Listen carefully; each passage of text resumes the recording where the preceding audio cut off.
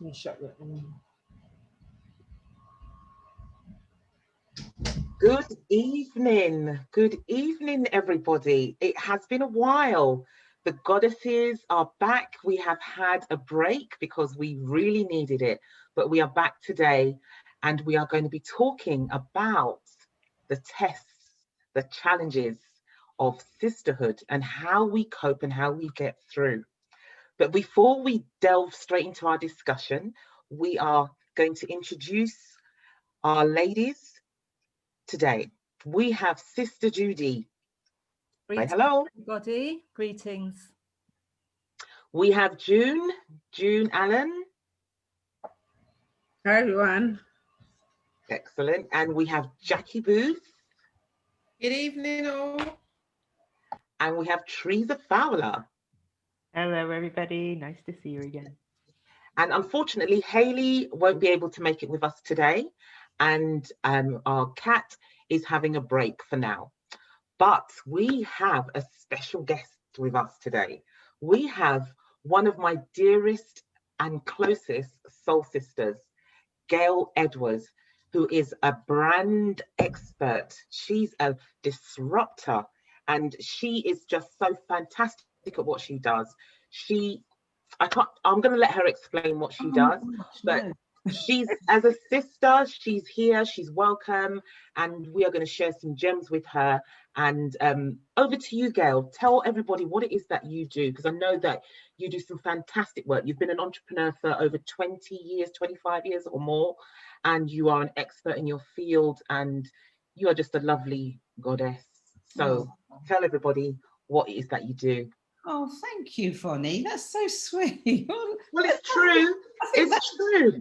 That's introduction enough. I'm happy with that one. Well, what I do professionally is I am a global impact and personal brand strategist. But as you said, I'm a disruptor. So I don't really care about all that ideal client stuff and the commercial value of your brand. I don't really go from that perspective. I'm all about the soul and the healing and what really comes from the essence of who we are to inform and build our brands. So I suppose I look at myself, also branding is what I tell everybody else so it makes sense to them. But between us girls and us goddesses, it's all about healing your business from the inside out so that you can stand up in your own hallelujah, which is my process for disruptive branding. Absolutely. And I just love that phrase, standing up in your own hallelujah. It's just, yeah, brilliant. Lovely. So welcome, Gail. Welcome to our discussion today.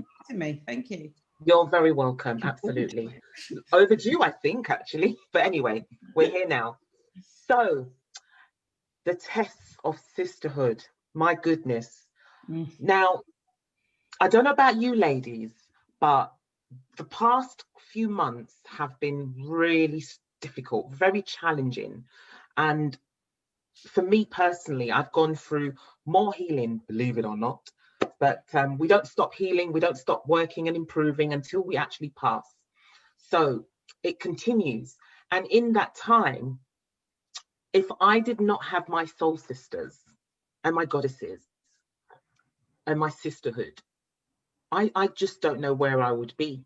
And I'm really being honest about this. I do not know where I would be because I've had to call on my sisters, you guys, some others, to just help me and to help me get clarity, to help me stay sane, to help me not go off the rails sometimes. Because sometimes I just feel like hitting the button and just say, oh, I can't be bothered with this anymore. And life is too difficult and humanity is too difficult and I can't manage, and the energies and all sorts of things can happen. And going through some healing processes as well can be really emotional. And as a sensitive, it's really emotional. So, being able to call on my sisters is great. But I know that sometimes sisterhood can become quite challenging. So I just wanted to put it out there to you ladies. Have you been challenged with the sisterhood? Have you had tests? Would you like to share them? where would you like us to start? Wherever you like.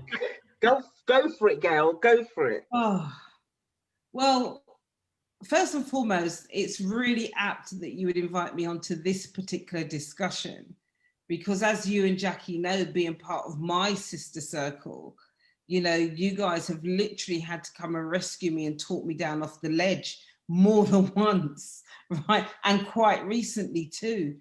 And, you know, it's not, I think certainly as women, especially women who can connect quite easily, we tend to have many acquaintances and friendships even, but it's not any and everybody that we can call when we are that dangerously close, that we can call to say, help.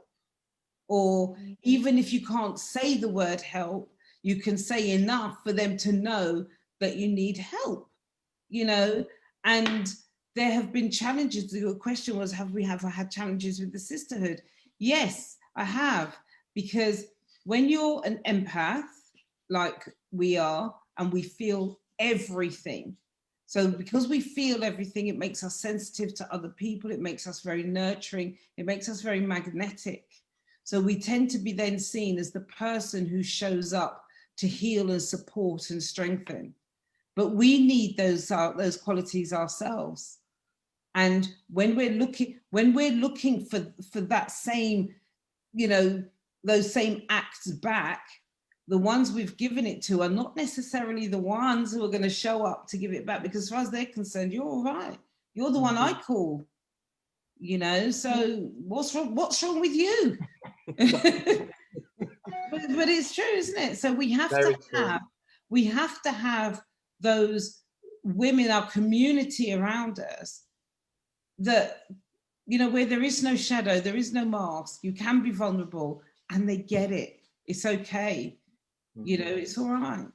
And I think now more than ever, you know, this year has been so challenging emotionally. I've worried for myself, to be honest. And, you know, I'm quite an optimistic, outgoing person normally, but I have worried for myself. I've come to the point where I've had to question my own sanity. I'm only now coming through the other side of a very recent episode of that. And the people that I suppose I would have expected to show up didn't show up. You know, in fact, they didn't even notice. Some of them are probably listening to this now and thinking, what on earth is she talking about? She's fine.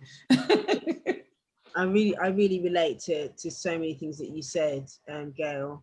And I think it's particularly poignant that you're saying this stuff when, you know, in the middle of this pandemic, with all of the, you know, the rise and all of the stuff that's been going around, you know, the Black Lives Matter stuff and everything. And I think, you know, obviously as therapists, you know, when we used to hold in space for other people, you know, I've heard people say that to me all the time. Oh, you're so strong, you'll be all right, it's fine, you're so strong. And it's almost like, sometimes I don't always know whether they're saying that because they don't want to hold space for me, because they, like you said, Gail, I'm used to holding space for them. And for me, like, I've had to set some really painful boundaries this year, really, like, excruciatingly painful, because it's just like, I cannot do this. Okay, I cannot do this, and you are going to have to figure it out, because I can't do this for you. I can't do this for you. You know, as a parent,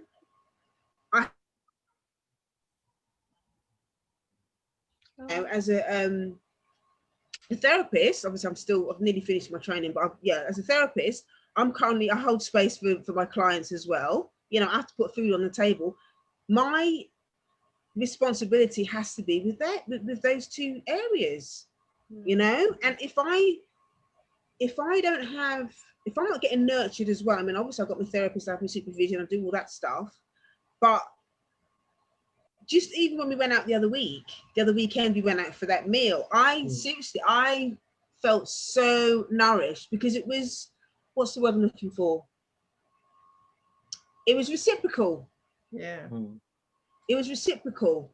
And I think even more than ever, with everything that's going on, it's so important, like Gail said, that we have to set those boundaries, because this is the first time in history, okay, that so many of us as therapists are being called to not only deal with our own trauma around what's going on and concurrently have to hold space for other people. That is insane. Yeah, yeah. It's insane that we're being called to do that, but that is what's happening. Mm-hmm. It is insane. This is the busiest I've ever been as a therapist. Same for me. And it's been like, oh my goodness, I've had to turn people away, and holding space with the traumas that people are coming with is heavy duty. And then I've got other people calling me and expecting me to be there. And as much as I'd like to, I can't anymore. And I've had to put in some serious boundaries as well, June. And it's so painful. And there was a time when it felt like, oh God, I feel bad, I'm not going to be there for this person. But now I actually don't feel bad, because it's preservation. It's preservation. It's also part of my evolution with regards to being an empath and always being there for everybody. Because, you know, the journey of an empath is very interesting, whereby you naturally are there for people, and people naturally come to you and want your support and help. And we love to do that. But we've also had to learn a lot of self-love. And as part of that self-love is boundaries, really firm, tight boundaries. And that has been a big one for me as well. I think some of the tests come from, or certainly for myself, maybe at a younger time, a lack of expectation of others to actually be there for me, and the expectation that I would be the strong person, I would be the one who supports others. Now, how much of that is to do with, you know, kind of programming throughout life experiences, what I see around me, other women doing, I don't know. But I do know that for me, my value started off coming from being valued and needed by others. And I feel the test for me came when I, like everybody here has shared right now, have been through difficult times and have realized, actually, well, who's around who actually gives a damn about that? And also, I think the test definitely for me was being able to take a step back and say no to things, and to bear other people's disapproval and disappointment in the process. But at the same time, realize, well, actually, if that's how you stay, goodbye. You know? And the real sisters who passed the test obviously were the ones that stuck around. For me, it started off with lack of expectation of others to actually be there for me, if I'm honest. That's really interesting when you say, Sister Judy, the lack of expectation. That's something that I've pretty much had as far as sisterhood is concerned. It's only been the past 5 years or so where I suppose that's been in my huge self-love journey as well, that I've allowed myself to be more feminine, and therefore allowed feminine, strong, wise women into my life, because up until then, I was so in my masculine, and it was very easy for me to hang out with men, you know, drink beer, watch the football, just be one of the guys, because the industry that I was in, it was very male dominated. It was just easier for me to be, you know, because men are very, I mean, I love men, right? But they're very this or that. You know, there's not much gray area between them, and like being an observer of the few women that I did work with over the years, you know, it was always like, you know, handbags and shoes and stuff, and I was just like, I wasn't interested in that. I was like, let's talk about some real stuff, you know. But yeah, that not having expectations is a really big one, because also being an empath, I'm also a human design reflector, so like feel the collective hugely, and but that theme is disappointment. So, so over the years, you know, in all the physical and emotional trauma I've been through, I've had to deal with it on my own anyway. And even though I hold space, that is a program that I still kind of retreat and know that I have to deal with it myself. So yeah, not having expectations is huge. But in that, I have attracted so many beautiful, wonderful sisters who do, you know, if I do that retreat thing now, they're like, where are you? What are you doing? You know, do you need to be pulled back up? You know, and that's something that is absolutely so beautiful that I'm still getting used to, but it is beautiful. Yeah. You know, it's really interesting what you say about the being in the feminine energy. And I know that for some of us, it's sometimes a lot easier to be in the masculine energy, because it means you're just doing a lot. You're working, you're just doing, you're doing for other people. But then when you sit in your feminine energy, you're much more reflective. You go inwards, and that's when you feel very vulnerable. And that's a real test as to, can you reach out for help? Are you open to the help and the encouragement and the support and the love from your sister friends and your sisterhood? And that is a big thing, I think, for us to really recognize that can happen. But it's very important that we sit in our feminine energy as much as we can, because our power is within our feminine energy. Yeah. That's why we are incarnated as women. Yeah, I hear that a lot, Yvonne, from women saying that I hear that they want to share, but they're afraid that it's not going to be the other person, their sister friend can't hold the space for them. So then they hear things like, "Oh, stop being so emotional," which is a very common thing that I hear in the community. You know, "Oh, why are you being so emotional about it? Get out your feelings." I hear women saying that all the time. Yeah, stop being so sensitive. Yeah, they say that as well, and it breaks my heart, because I think it's because of what you're saying, Yvonne. We're so stuck. A lot of us are so stuck in our masculine energy that we can't. And because we're so, I always tell people when that happens, it's because the person that you're speaking to is disconnected from their own emotion, they're disconnected from their own femininity, and that's why they're telling. Oh, it's frozen. Frozen. Let you do it because they can't do it. Yeah. You know. So I think again, yeah. Absolutely. It's about the work. Absolutely. And you know, this shows up in all aspects of our life, not just in our friendships, but even from a business perspective. You know, when we're feeling in that really vulnerable state, when we feel stuck and stagnant, and how easy is it to then go out and do business, go out and be your business, go out and make the connections that you need in order to make your business work? And so many people don't make that connection. They, you know, to them it's the business, it's them, and then there's their friendships or their community and their sisterhood. But it's not, it's all one. You know, we are not separate entities, we are one entity. And when we try to compartmentalize them, and strong women, you know, we do that compartmentalizing thing very, very well. But what happens, the downside of compartmentalizing like that, is that when we retreat from one side of life, we're actually retreating from all sides of our life.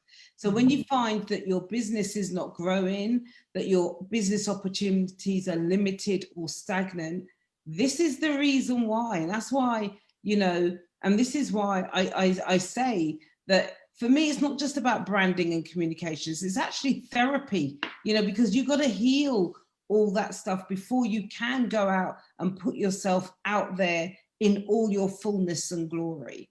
So for those people who are watching that are thinking, oh yeah, well, this is why it doesn't really affect me. Well, it does, you know, because it affects all of you. And it may not be showing up in your sisterhood, but it will be showing up somewhere else. Absolutely. Relationship, isn't it? Is what I'm hearing you say, Gail. It's ultimately about relationships. It's not all just about about relationship. Yeah. business. Yeah. It's all about relationship. It's about the relationship we have primarily with ourselves, because whatever relationship we have with ourselves, that's the relationship we reflect outwards to everybody else. Definitely. Definitely. 100% agree with that. Jackie, we haven't heard you yet. I know, I've been listening. Everything that Teresa said, I really relate to. You know, like, I will always consider myself a lone soldier. When something is wrong, I have to internalize it, process, etc. But in the last maybe 5 or 6 years, maybe longer than that, I've found some connections that have felt really safe to share where I'm at, and to really like be myself, you know, to really just be honest. Look, this is what it is for me today. Tomorrow might be different, but just being able to share that with others had made me realize things don't last long.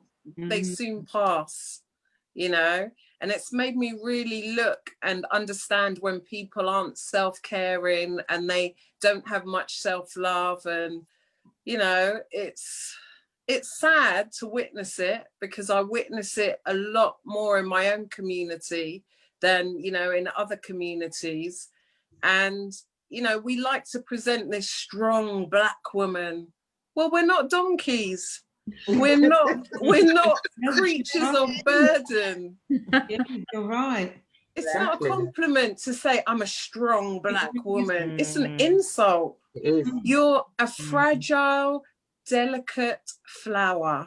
You're beautiful. You have vulnerabilities. You know, yes, you might be able to change the wheel on a car, but you chose to learn to do that. It doesn't mean you have to do it all the time.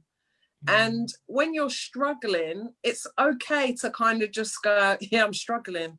It's hard. Yeah, today I've had to splash on the wall paint because I didn't sleep. Or, you know, today I've had to put a bit of colour on because I feel like SHIT. It's just, it's okay.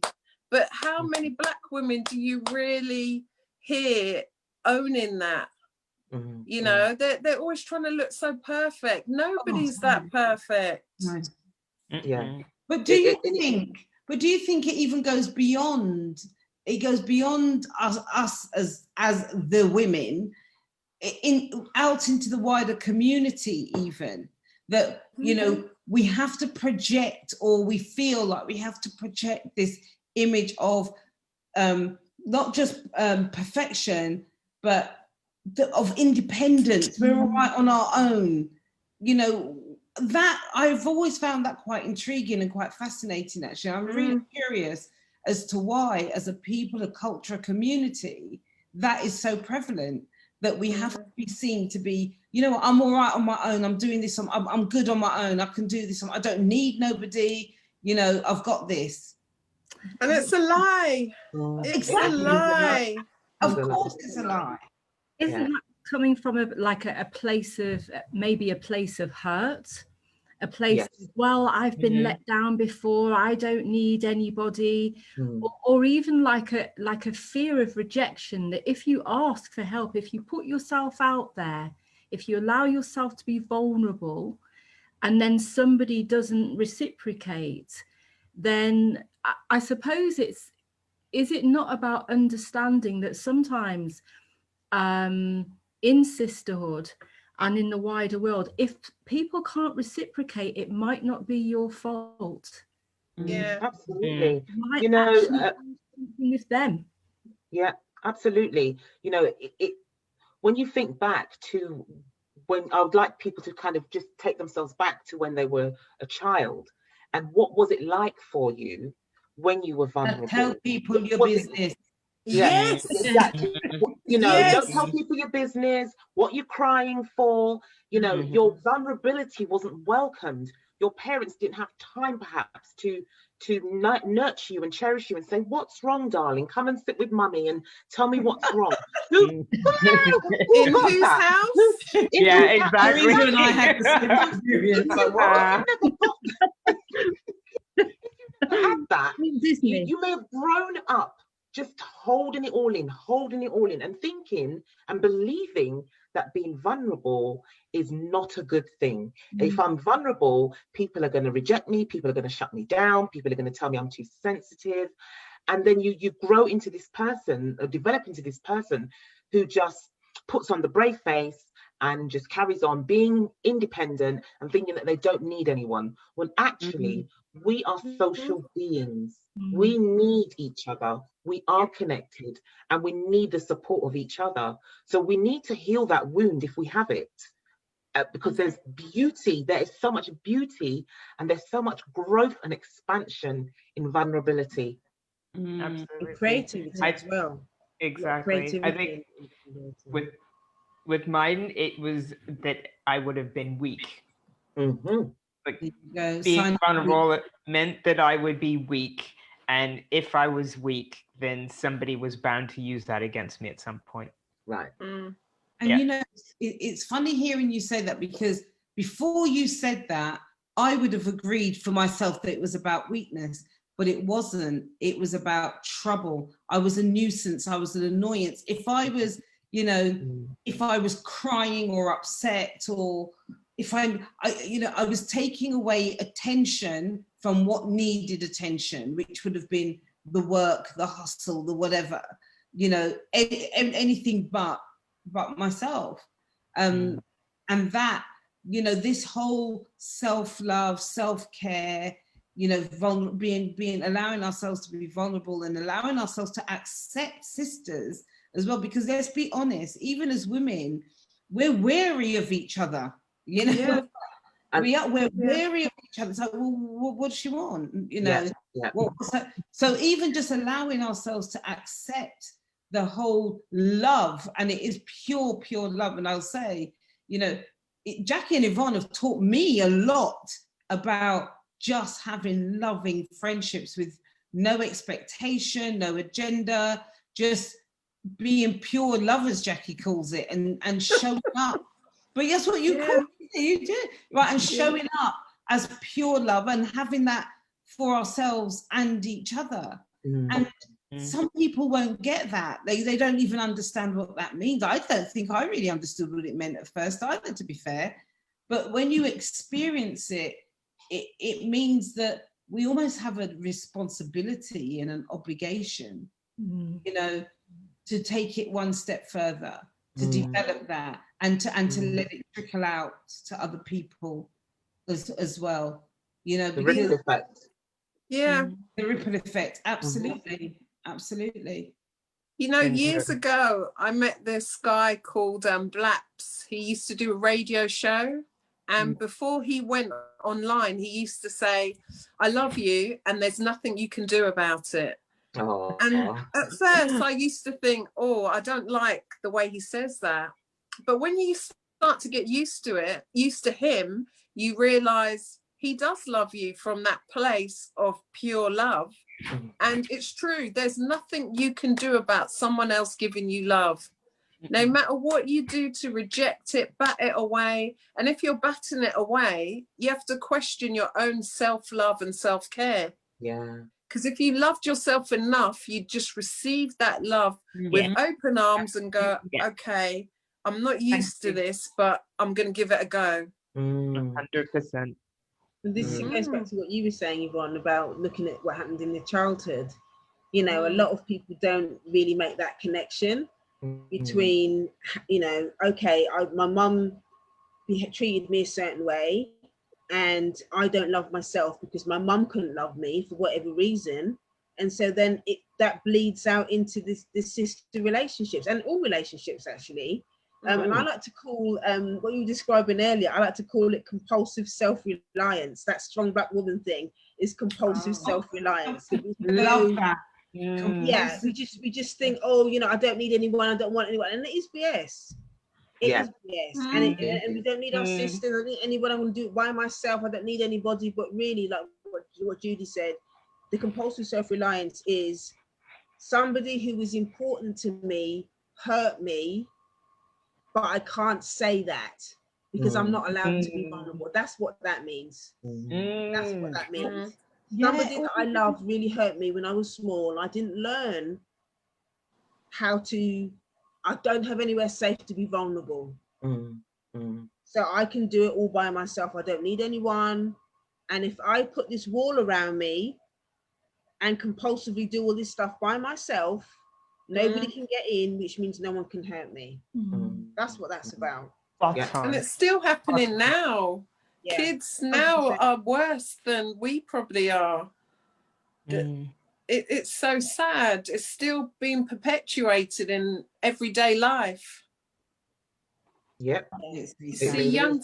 You see young teenagers like caring for parents, but that they don't have any value in themselves. They don't realize how important they are. And it's, you know, I think the one thing that people need to maybe work on as well is trusting, working through their mistrust, their issues around trust, and so that they can start to see where it's safe for them to be vulnerable, because we have to be able to decipher, who can I trust, who do I feel safe with my deepest and darkest and my lowest moments, you know, so that I know that I'm going to be taken care of, and they will hold that space for me, you know, and not shut me down if I'm crying, you know. But you may find that there's people that you cry, you might be crying and they don't know what to do with your tears. They don't know what to do. They don't know what to do, you know, and they feel uncomfortable because they're not comfortable with their own vulnerability. So it's so important that we learn to trust ourselves, really work through those issues of mistrust so that we can know who to trust and who you're going to feel safe with. And you know what, Yvonne, as well, with you saying that, is because we all have different friends for different things. Yeah. And this isn't about, you know, undermining our existing friendships or anything like that. We just recognize we have different friends for different things. And sometimes there'll be friends who they mean really, really well, and the intention is honorable. But the words misfire. You know, sometimes the words misfire. So sometimes you can be in that real vulnerable state and you're with your friend, and, you know, like I say, through their pure intentions, they may say something to you like, you know what, you just need to, you know, put your big girl pants on, you know, and just get on with it. Now, there's actually nothing wrong with that statement in certain circumstances.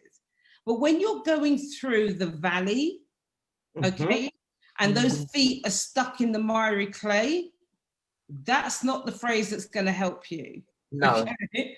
That will shut you down. That's going to shut you down even more. Just like, you know, no one's going to rescue you. You know, you got to be your own superhero. They're great phrases, nothing wrong with them. But when you're in that stage, they're not the phrases. And this is why you've got to know, I totally agree with what Yvonne is saying about know who to trust, know who, we're diamonds, we're precious. Who is going to treasure us? Who's going to recognize us for the jewels that we are?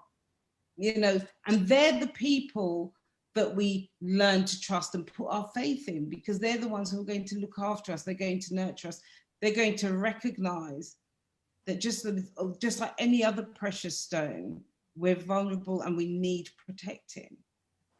So I'm not saying discard any existing friendships, just know that not all friendships are created equal. And also, I would say, like, drop the judgment and be honest, be authentic with people that come into your circle. Be authentic, because yes, they will say, you know, put up your big girl panties, and you know, some people, I won't mention any names, will say, here's a bitch slap for you. And the reason why they can say that confidently, regardless of whether you are, is because you've been authentic and honest with them. You've let them see snippets and you've seen how they respond to it. So you as an individual, stop being judgmental. Don't judge. Don't worry about being judged, and don't judge. Absolutely. Yeah, so my hair's sticking up today. My good friend will say, don't make me bitch slap you, fix that hair. And I'm not offended. I'm not offended. Like, it's like walking up the stairs in front of someone in your thong. You know, once who would do once you've done that, that's it. There are no further boundaries. There are no further barriers. That's it. That's it. It's like being able to bear yourself and open up yourself, you know. And yes, with this phrase, the bitch slap, I actually quite like it, because we've kind of coined that phrase because sometimes we lie to ourselves. And we have, if you've got a true friend, a true sister that knows you're lying, she loves you, she's going to give you that bitch slap. Absolutely. Wake up, stop lying, and let's really look at what's going on. And it's coming from a place of love. It's coming from a place of love. Yeah. I'm going to challenge you. I'm going to challenge both of you on that, I'm afraid. And the only reason that I'm going to challenge it is because I think it's important to also be mindful that a lot of us came from homes where we were literally bitch slapped.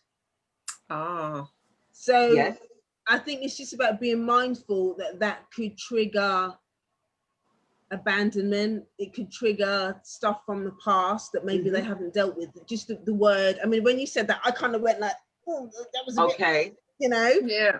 But it's because I don't have that sort of relationship with you. So I think that's what it is. It's about, you know, the depth of my relationship with you is very different. But I get it, how it could be like an inside thing. Yes. But I think I thought it was important to say that, because obviously there are a lot of us that were raised. Absolutely, yes. No, that's a very good point. That's a good point. Yeah. It's a good point, because that's what, when I hear pull yourself together, that's how I feel. To me, it's so dismissive for me. Yeah, for me as well. I just retreat to being 4 years old again, you know. And a lot of us are not used to the hugs and the compassion and the I'm here for you. A lot of us we are so far from that. So I think as a community, like for me personally as well, I want that, because I'm not used to it. I want somebody to give me a hug. I want someone to go, do you know what? Whatever, just let it out. Yeah. I'm here. I'm holding your hand. I'm giving you a hug. Because we're not used to it as a community. We used to be. So we have to do it more. We have to do it more. You know, when we see each other, regardless of the circumstances, we need to hug each other. We need to say, I know you hate this, but here, take it. Just take it now. We need to do more of it. Absolutely. And you know, when I hug people, because I'm a hugger, I love a hug. Okay. And I don't, so there's certain hugs that people do. Some will pat you on the back, some will rub you, some will no. Let's do this properly. Hug me, hold me tight, do not move, do not rub, just hold and feel the love. Yes. And I remember the very first time that I got that hug was from one of my therapists, and it was my addiction therapist. And you know, in some therapeutic worlds, you're not supposed to hug your client and stuff like that. But this was different, because I was so vulnerable, so needy, and hadn't really experienced real love. And I got this hug and I burst into tears. And I just thought, oh my God, I've never been hugged like that before. So it's really, so yes, we do need more of that. And yes, absolutely, with the bitch slap thing, it's kind of tongue in cheek, and you've got to know who's to do it with, so that they don't get offended. Absolutely, you have to always be mindful, don't you, of who you're with and who you're talking to, for sure. Can I just say something about those hugs? There should be a warning label on it, Eve, which you never told me all those years ago. Because I've given men that sort of hug, and they don't want to let go. They're like, oh my God, and they don't know what to do. So there should be a little bit of a warning on that hug. Yeah. It's the love of unconditional love, really, isn't it? Exactly. It's just that love. Exactly. If children were brought up with that hug, there wouldn't be a need to make it a condition. Yeah. It's funny you say that, you know, Teresa, because it's so true. Because like my daughter, I've brought her up, you know, we hug, we kiss, you know, when she was little with her. There was never there were no boundaries, there were no barriers to that sort of thing. And she is so secure in herself as a result of that. Whereas me, when I was her age, she's 18, right? When I was 18, I was nowhere near as confident and secure in myself because I didn't have that. That wasn't, you know, our parents were about the work, you know, they were about they were about provision. You know? Provision.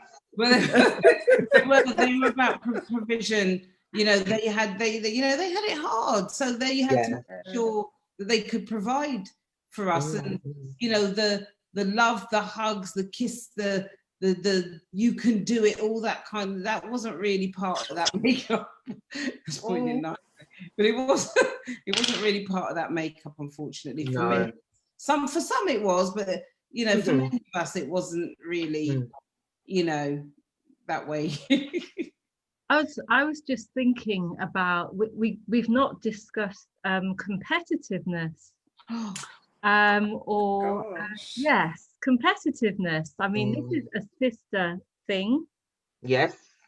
You know. It is. Yeah. What's your take on it, Judy? I think that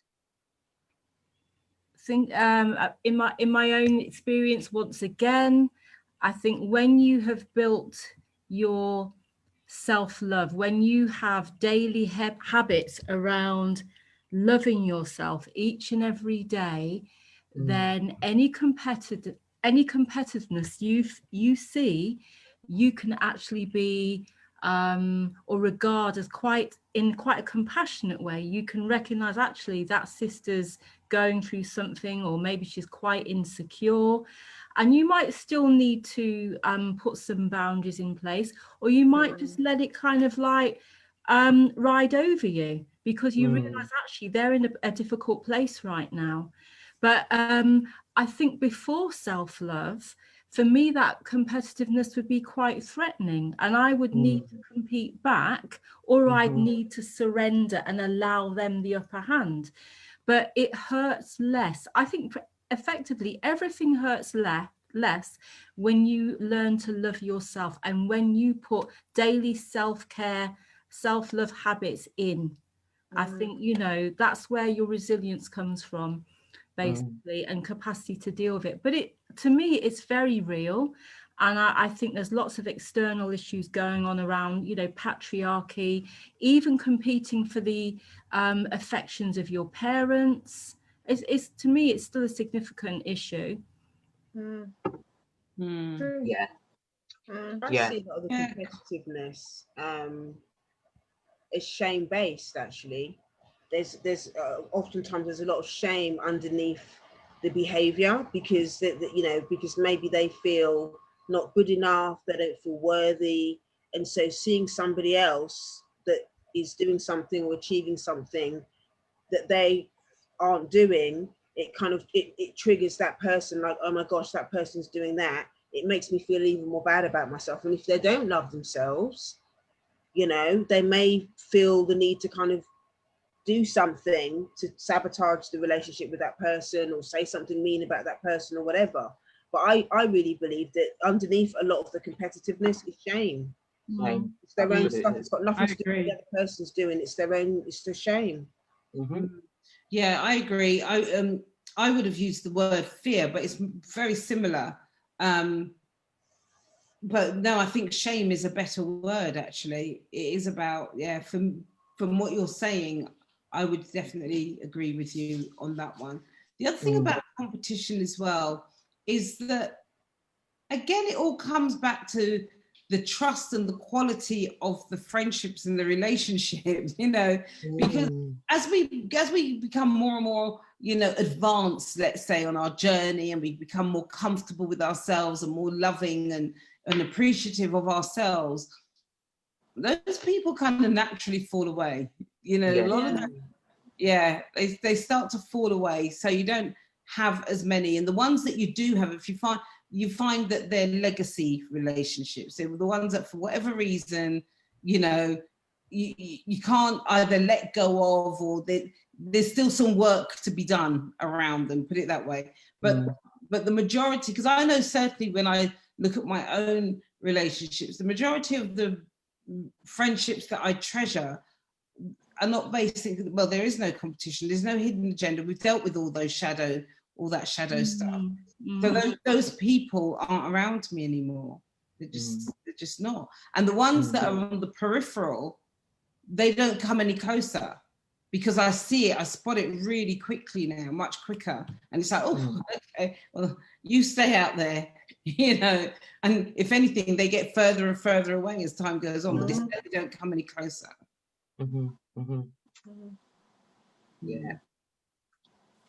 Yeah, it's very important that, you know, if there is somebody like that, it's their stuff, and as long as you're doing your work, you don't take it personally. You just know it's their stuff. Send them compassion, love, and hope that they will deal with that stuff, and get to a place where they don't feel the need to compete, because it's not a nice quality to have. You know, I always say the only person that I compete with is myself. That I'm better than I was yesterday, you know, not with anybody else, because we're all unique.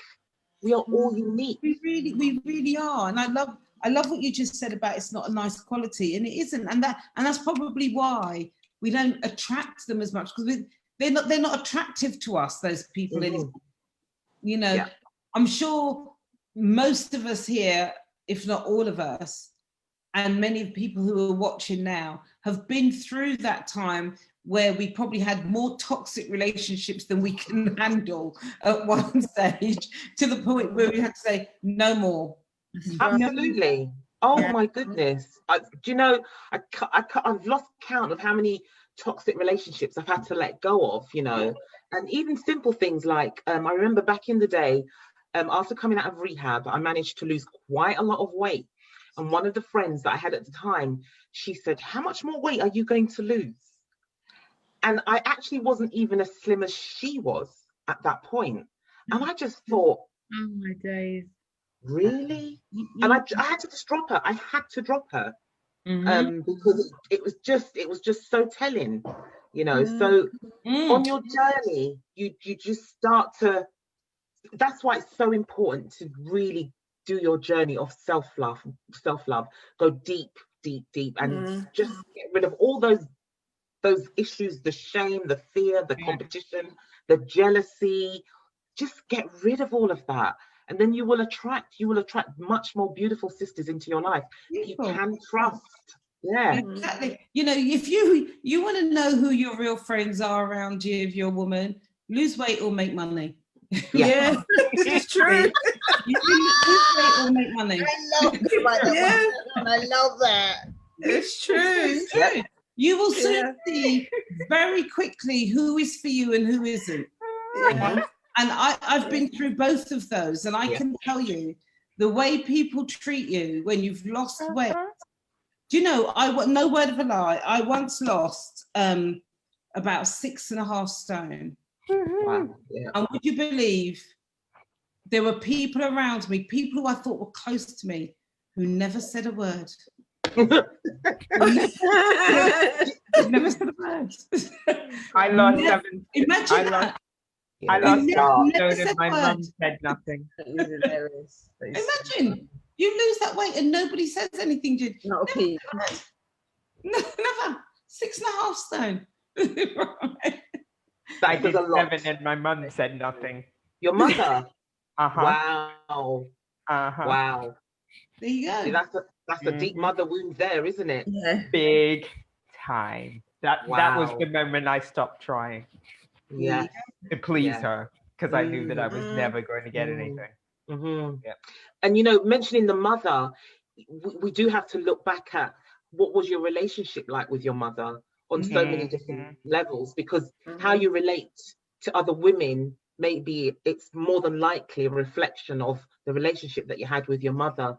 So the mother wound again, and we've spoken about the mother wound. And if you haven't seen any of our video, if this is the first video of ours that you're seeing, there is one on YouTube around the mother wound. So I would really advise you to watch that as well. So how you can look at healing that wound. You We did two, didn't we? Yeah. It's so deep, we did two. Yeah, you just made me have an aha, actually, because I was going to say something about the competition earlier to help Go on. people, because like even as a kid I hated competing. Like when I was, because I was a fat kid at school, so like, you know, when anybody was choosing teams, I was always the last one, so I really didn't care, because like, you know, I was always going to be the loser. So like like the whole competition thing just made me bleh, and I'm just realizing now it was because my mother was competing with me in her head why she didn't say anything. But I just don't engage with them. I never engaged with people who wanted to compete with me. It was just like I would just laugh them off, going, okay, you do what you want, but I'm not wasting energy on this. And it winds them up completely. I used to find it a bit of a game. But yeah, just don't engage with them, because they'll like spin off on their own energy and somewhere, and yeah, don't even let it bother you. Yeah. Excellent. Were there any other points that we put out there? But I was just going to say, one of the things that came up under competition was colorism as well. They're kind of linked as well in some respects. And it's interesting because I had an interesting conversation in my mastermind this evening, and colorism came up, you know, and that is also the thing around colorism. You know, the lighter you are, then somehow, you know, well, she's light skinned, so she's going to get all the boys or whatever it is, and I'm dark skinned, so I'm, you know, I'm going to be the wallflower, you know. And there's that kind of that racism, that toxic internalized sisterhood racism that gets played out, you know, mixed up with the low self-esteem and the self-hate. It just becomes a toxic environment for that sort of competition. It's just really ugly and so painful, like so painful. Yeah. And you know, if there's one lesson I would really like to impart on our younger girls and ladies, you know, as soon as possible, it's that one. And because I think that has got to be one of the most destructive things, one of the most destructive elements within our culture and within our race, because it erodes at the very foundation of unity and harmony and balance and just self-acceptance and self-love and just being accepting of each other just as we are. Now, and the reason why it really gets to me is because if we have this amongst ourselves, what the hell do you think we're going to be able to achieve outside? Virtually nothing. If we've got all this crap going on amongst us, it makes it really hard when we go outside. We want to talk about diversity. We want to talk about inclusion. We want to talk about Black Lives Matter. We want to talk about having more, you know, Black females on a global scale, you know, impacting corporates at board level. We want to talk about that stuff. We can't talk about that stuff and make any real impact or inroads in that stuff when we've got that crap going on behind us. You know, so that's one of the things that I remember. My daughter's quite fair. I don't know why, because her dad's pretty dark, and you know, I'm not exactly the fairest pencil in the box either, but she's quite fair. She takes after my mum, and I remember when she was quite little, she was about 5 or 6, and she came home. She'd gone out for the day. She came home and she said that someone called her a redskin. Well, that was it. I just went off on one, and I went to the parent and just let them know, hell no, we don't do that. You know, I did not want that to be a part of her experience at all. You know, it to me, that is such an old wound, you know, and it's one that we keep scabbing. We don't even let the damn thing heal. We keep picking at it all the time. Because it's like I was saying before, it's somebody acting out their own low self-esteem. Like somehow, if I'm lighter than you, if somebody thinks it's lighter than the other person, that's a way of them displaying a sense of power, isn't it? It's all power games at the end of the day, and it's all nonsense. We all know it's a nonsense, but it's internalized racism. That's white supremacy on autopilot. It's another opportunity for white supremacy to play itself out. So we're hurting each other because we feel powerless over certain things. So if they can get another tool in their little box, even though it's toxic, if I'm lighter than you and I can feel a little bit of self-esteem or power by telling you that you're darker, you're darker than me, or whatever it is. That's what if you've got low self-esteem and you don't love yourself, you're going to do that to other people. And that I've heard that so it comes into the space that I hold for women so much, and by parents as well. It's not even the community, it's the parents, the mothers that are doing it. The older generation still hold on to that. They do. They still hold on to that foolishness. You know, it's the same thing with hair. You know, on that one, people with good hair and all that kind of foolishness. You know, what is that? That's another show. I can hear it. Oh yeah, that's another. Make sure you invite me to that one, right? Because I've got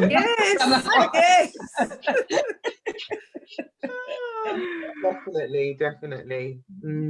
Yes, great.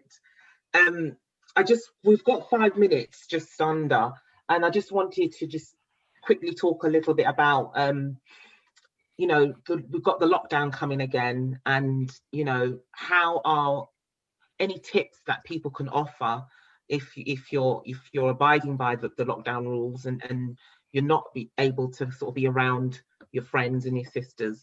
How are you going to navigate through that and make sure that you're okay?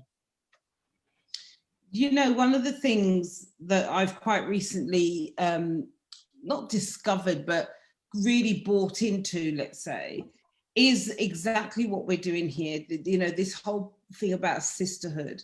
And I think anyone, especially if you live on your own, and even if you're not on your own, you might have your family around you, but let's be honest, you know, before COVID, most of us were out during the day, our families were either out as well, and the children were at school, whatever. So we came together for pockets of time, which was lovely.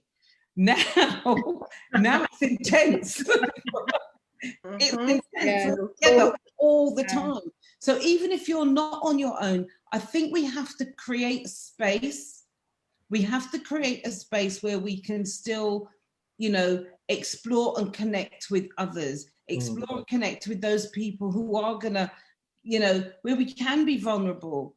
You know, one of the things that I was discussing with both Yvonne and Jackie earlier in the week is the power of 8. You know, there is an intention around the power of 8, having 8 people together and setting intentions for each other and nurturing and looking out for each other. And I would say, if you live on your own, or even if you don't, call on those, you know, even if you're not sure whether someone would want to be part of your support circle, ask them anyway, because they may be feeling the same. They may feel, well, you know, I've got my family, but let me tell you, this is the second time we're going through this, and we're going through it in winter. You know, it's going to be harder. It's going to be harder. It's going to be harder. So form those power structures that are going to help us, that are going to empower you. That if you just get on the phone or Zoom or whatever, and you think, or even WhatsApp or Telegram group, and you say, today I feel like I'm going to break. or actually today I feel really, really good. I went for a walk, and, you know, let's see if we can all go for a walk and talk together in the morning or something. Whatever it is, don't do it on your own. Yeah, absolutely. Any other quick tips before we go? Anybody else? Yeah, no, I would just quickly jump in and say, you know, I was just echoing what Gail's saying about not doing stuff on your own. And for anybody that doesn't have anyone in the interim, I'm sorry to do this, but I do have a mastermind. I do have a mastermind for exactly that. Women that didn't feel that they had family that they could reach out to. And it's very intimate. It's capped at 12. And you'll learn, you know, the stuff that I'm going to be doing with them over the next couple of months is specifically around Christmas. And we're going to be talking about loneliness and boundaries and how to deal with toxic family members and all of that kind of stuff, because all of that stuff is, you know, needs to be talked about. And, you know, the isolation and stuff that I'm hearing about from people is real. It is real. Know, it's real. And let's make no bones about this. Suicides and stuff like that has gone up. People's mental health is gone up. So you need to talk about this. So I would say, if you don't have an immediate family or friends that you can talk to openly, find a therapist. Go to the Black and Asian Therapist Network. You can email me, info@yardofgreatness.com, if you want to join my mastermind. You know, all the ladies that are here, we all work as therapists. You know, there's all if somebody says something on here that resonates with you, look at the website. You know, you can inbox the Facebook page. If you don't want to do it on the comments or whatever, you can inbox the Facebook page. One of us in this group will get back to you. Absolutely. You know, there is support out there if you want it. Absolutely, yeah. And there's scope for personal development as well in terms of seminars, different talks you might find on YouTube. It's a really good time to get to grips with reading. And it's an opportunity, progression. It's not ideal. Lockdown is the last thing that I want, but you know, it's also an opportunity for progression as well. And looking at the shadow and working, you know, with that. Absolutely, yeah. Yeah, and I've also got a new program starting in 2 weeks, Healing Through Love. So if you're interested in that, just contact me and let me know. Can put you on there. Excellent. So Gail, so people, thank you so much for coming on and listening to us.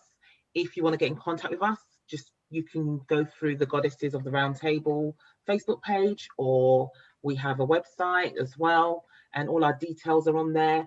And Gail, thank you so much for being our special guest. It's been an honor to have you. Please come back. Great input. Yeah, please come back. Gail, can you just tell everybody how they can find you if they want to? Oh gosh, I am so easy to find. Gail Edwards. All my social media is either Gail Edwards or Brand New Consultancy. I also run the Disruptor Club, which is a free Facebook community. So feel free to come and join me in there. That's where we talk about business, all things branding, communications, networking, marketing, because they're my specialities, but with the difference, of course. So yeah, that's where I am. I'm so easy to find. The only thing I would say is if you happen to find me on Twitter under Breakthrough Diva, okay, let me just warn you now. That's where I hang out to sing the praises of Harry and Meghan. So don't be upset, don't be offended. That's just what I do on that Twitter handle. So don't come on there and get upset with me because you're expecting branding tips. That's not the one. Consultancy U is the one on Twitter, but Breakthrough Diva on Twitter is all about Harry and Meghan. Yeah. And the Kate Lily Forest, yeah. She's prolific on Twitter with that topic. She really, really is. Yeah, there's no stopping her with that. So great. So thank you once again, everybody, for your time. I hope you have benefited from the Goddesses of the Round Table discussion, and we look forward to seeing you again in 2 weeks' time. Stay blessed. Have lots of love for yourself and for one another. Good night. Good night. Bye for now.